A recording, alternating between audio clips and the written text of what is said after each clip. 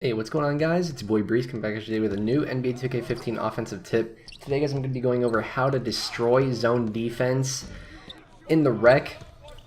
And basically, guys, as you can see, starting out the game, I'm throwing the ball around a lot, and that's because they're pretty much, trying to figure out their zone, trying to figure out what they want to do. So basically, guys, just keep this in mind. It's all about your first impression. Space the floor if you see it zone, and just pick apart the defense. That's really all you got to do. And what's going to happen is they're going to open themselves up later on in the game. And I'll get right on that. But basically, guys, as you can see, starting up the game, I had 6 assists. I'm coming up the floor. They're running a 1-3-1, so I wanted to get my teammates involved early to keep the defense honest. What this did is it set the tone for the game. What happened was the other team basically decided, well, if we want to D these guys up, we got to make sure we don't leave these guys wide open on the three-point, because as you can see, we like to space the floor. As you can see, I just cooked that man right there. And the reason why I was able to cook him so easily is because I had a one-on-one up top. It's all about how you set the tone, guys. Everything's about your first impression. So if you come out against a 1-3-1, a 3-2, whatever zone they're playing, and you start passing early and you start picking them apart and it works, what's going to happen is they're actually going to start basically staying home on the open man, and they're basically going to lock up the open shooters. However, if you're a good ball handler like me, basically you can take over the game. Now, obviously, if you want to get better with your dribble moves, get better with your jump shot, I have videos for that. Links will be in the description. But as you can see, I'm pretty much just left with a one-on-one up top most of the time, and I'm able to get down in between the zone pretty easily and work my way off ball for nice jump shots if the ball's not in my hand. So as you can see here, I'm moving really well off the ball when the ball's not in my hand, but when the ball's in my hand, I'm making the right plays. That's what it's really all about, guys. It's about making the right plays. And really what you want to do against these zones, guys, especially 1-3-1, is you want to work your way into the elbow areas. You don't want to really go into the heart of the defense, but you want to work your way down into the open spots in the mid-range area where you can shoot nice easy mid-range shots, and you can also work for three-pointers up top as well. Space the floor, keep the defense honest, and always make sure that your eyes are up the court. Always make sure that you're looking around for someone to pass to, because defenses don't play perfect. These are users. This isn't a CPU team. As you can see, I dropped 52.7 assists, 22 of 25. 6 of those 7 assists were in the first quarter, and they stayed at home for the whole game. So now we're going to be going into the second game. These kids wanted to rematch us. These kids were talking a lot of trash before the game, by the way. They really thought that they were going to have a good chance of beating us. So, of course, when they get blown out the first game, they're going to try to correct their mistakes and come out the second game and basically try to beat us.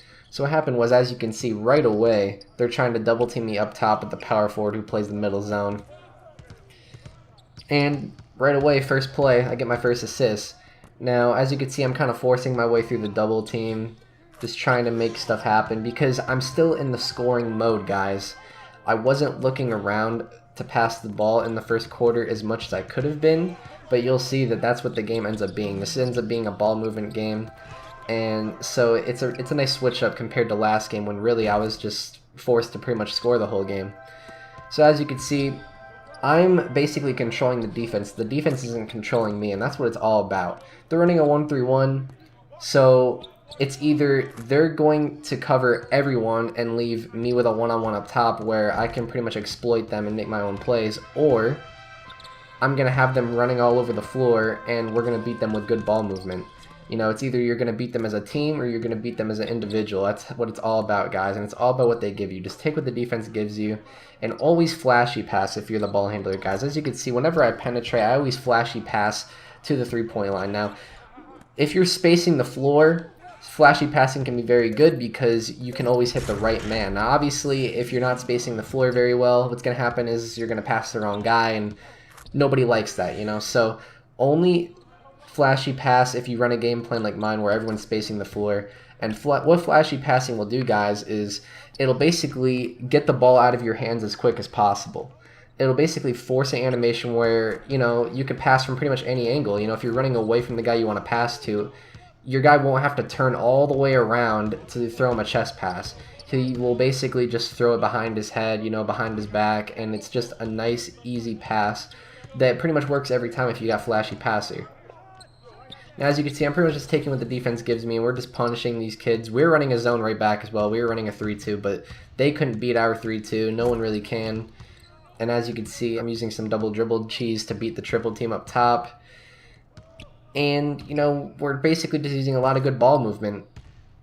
I always have my eyes up the floor, always seeing who's open, and I pretty much have a feel for who can make plays. So basically, as you can see, their guy playing the wing zone on the left, I know if I throw it over to the guy spotting up on the left wing, he's going to have to come up and play him. So then if that guy makes the extra pass over to the corner, the man playing the center has to come up and either play him or he's going to be wide open in the corner. What's going to happen is then he can throw it back down to the center, and of course my boy Flawless, he's always making the right play down low. He'll either pass it out or jam it.